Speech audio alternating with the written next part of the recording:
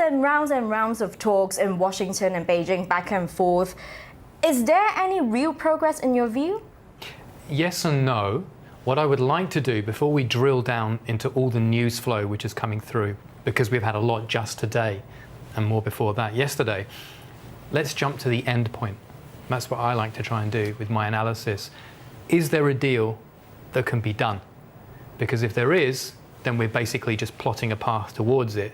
And if there isn't, frankly, we're all just speculating and wasting time. Our view, there is no deal to be done. It's as simple as that. If you look at fundamentally what the US wants to achieve, and if you look at fundamentally what China wants to achieve, they're not just on parallel lines, they're on sharply divergent lines going in opposite directions. This is not actually about trade per se.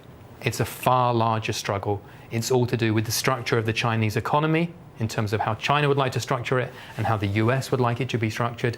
And above and beyond that, it's wrapped up in geopolitical power too. Who's going to be top dog in the 21st century? So this week we also saw the news coming out. There are reports saying that the US, during the trade talks, they're asking China to stabilize the yuan a little bit, while China has been repeatedly denying that there's no such thing as foreign exchange intervention. The US... I just laugh there.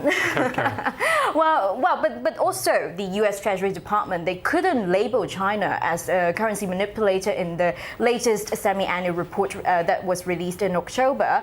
One interesting thing about the report is that, well, for years, the US has been asking China to be more market-driven, but now they're asking them to stabilize the yuan, which means that when it comes to foreign exchange rate determination, they're asking them to ignore market forces. So what's your view on this, and what does this mean to the currency itself? Well, it's a very mixed message from the US. We can clearly see that.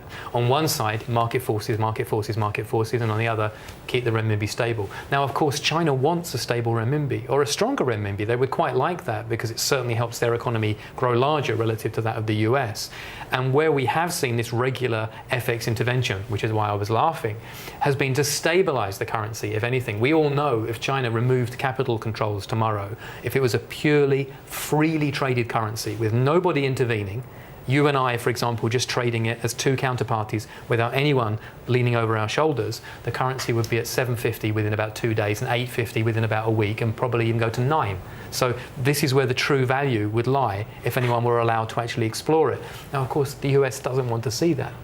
But that doesn't really line up, as you quite correctly said, with the broader strategy that they're adopting of trying to make China break down this kind of state-directed model and adopt market mechanisms. But it really speaks to one key point, which is the one I already made. There's no really good deal to be done here, or any deal to be done, because fundamentally China has moved too far in one direction and the US has stayed static or moved in the other direction in terms of the structure of their economy.